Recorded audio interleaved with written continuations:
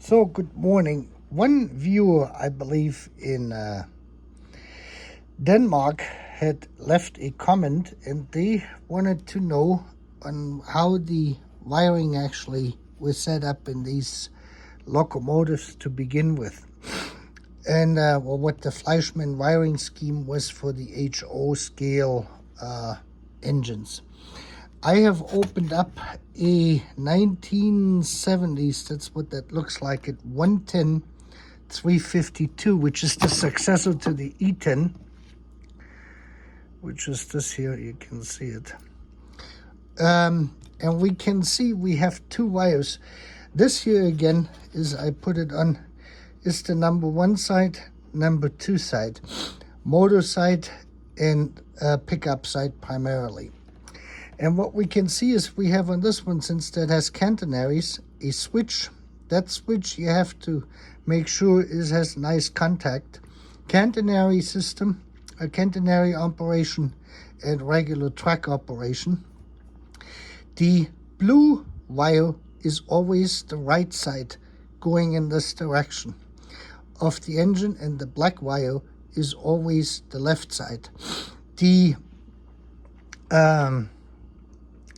motor side, sometimes, like I had shown in the other one, you can see this, we have a blue wire here sitting on this insulator. Let me see if I can bring this up to you. You can see that insulated screw with that solder tab on there. This one here usually supplies the plus to the motor, which is hard to see. There is the little inductor in here. So this goes to, if you're looking from this side, to the left side of the motor.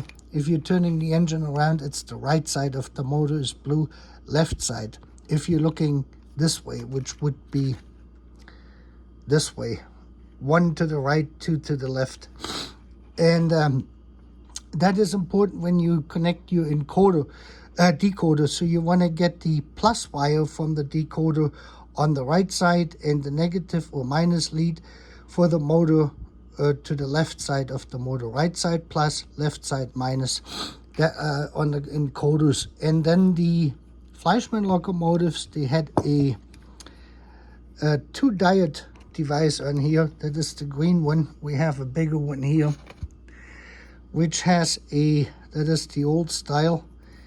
And we can see this has a plus mark on it on this side, and the minus mark over here, and then it means that this here is the input. So you have a conducting two diodes in there which are in reverse direction.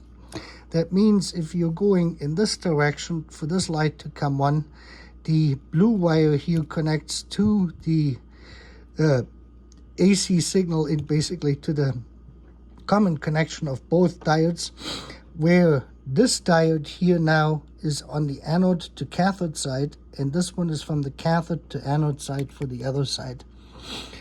And that is pretty much your standard wiring scheme for this. So what you want to do is you want to desolder all of this stuff and then hook this up to your front light and this one to your rear light, and you disregard this wire altogether.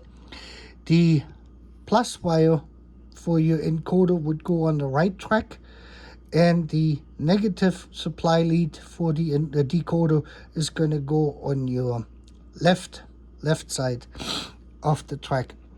This way you can get the direction correct right from the get-go.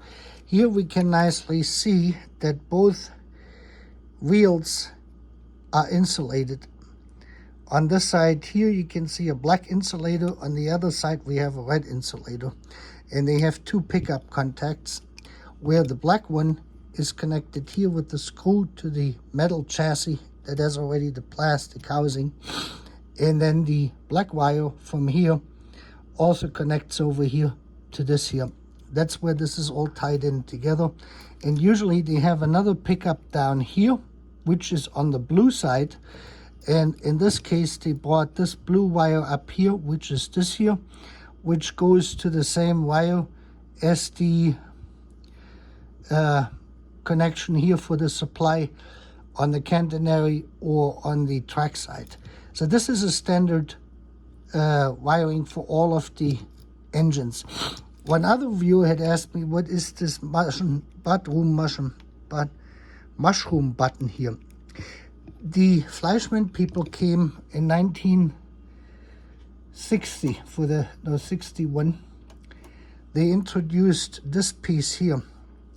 With this here, this goes basically onto your track like so. It clips in, and this has to be on the side where it is offset, it is not in the center, and you want to have this on the direction going where you want to make a contact with this here. So this would actually sit on the track like this. It would pull that over, and then it will make a contact with this. Let me just see this here, if I can get this in a track. This is a non-Fleischmann track, so it will not clip in the way they are supposed to be clipping in the correct position. But this will give you the idea on how they said. On a non-Fleischmann track, you're gonna wind up too far in the middle. On the Fleischmann track, you're gonna be about here, I would say. About here. And then when the locomotive comes over, we can see this. This is going to give us a contact between the blue wire to this here. So if you're going in this direction, this track will have plus. Actually, no. The switch is connected always to the black one. So you will have to supply 12 volt to the 14 volts to the consumer, which will then bring this down to the black wire. It will make a contact with the black wire. And this was used for block operations for all these years until they came up with the reed relays and the magnets you could just stick underneath it. Now, one word of wisdom in this, my nose is a little bit runny. For whatever reason, sometimes Fleischmann used something really bizarre. They did this on the motor side, and they did this on these ones. We can see here on the 103, which has 3 axles. They have a single axle contact here, which has a blue wire soldered to it. And then they put a black jumper wire onto the double contact here for the pickup. And this should have been a blue wire. Sometimes they do this on the motor side. From that pickup they have in here, the contact AF here to that terminal here. That sometimes is black, and then it connects to a blue wire. This can get really confusing.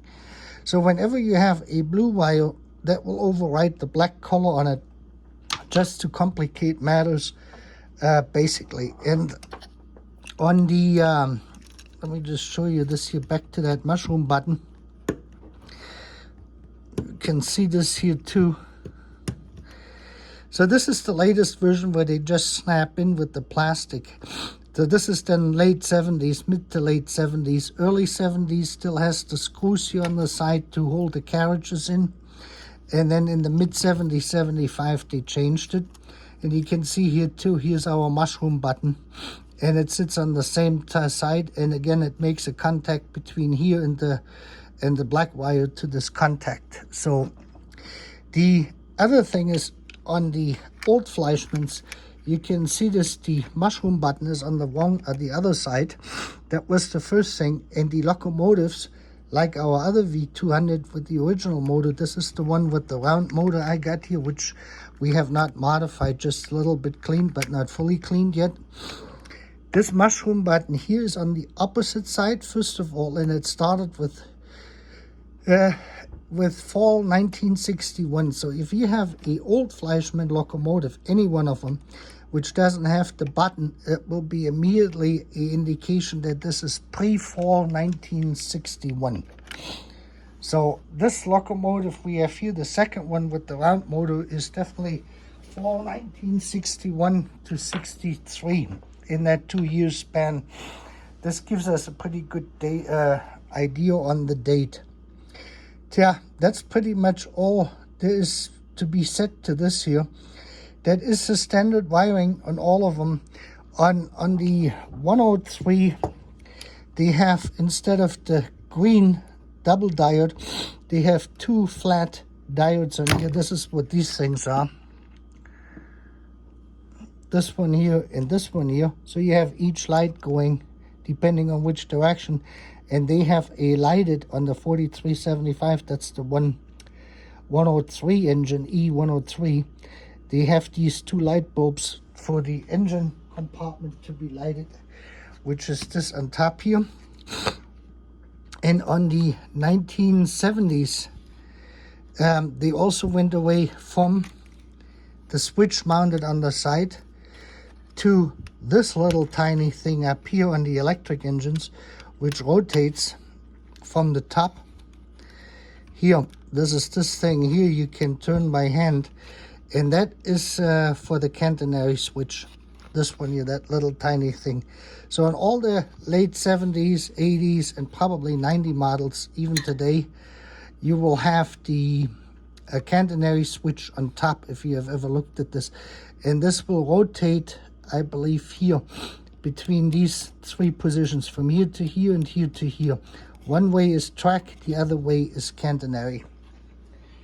That basically explains the standard wiring of a Fleischmann locomotive pretty much since the beginning. The question is if you want me to go in the block operations with these type of contacts and the relays they have. If you want to see a video of it, please leave a comment. Then I will explain this a little bit more in detail on how this worked with their flip-flops they came up with in 1961, where you basically set and reset the relay to turn off the power to the train following behind in the block behind you. Then you can we can make a video out of this. I hope that this video was useful, and with that, you have a great Saturday afternoon.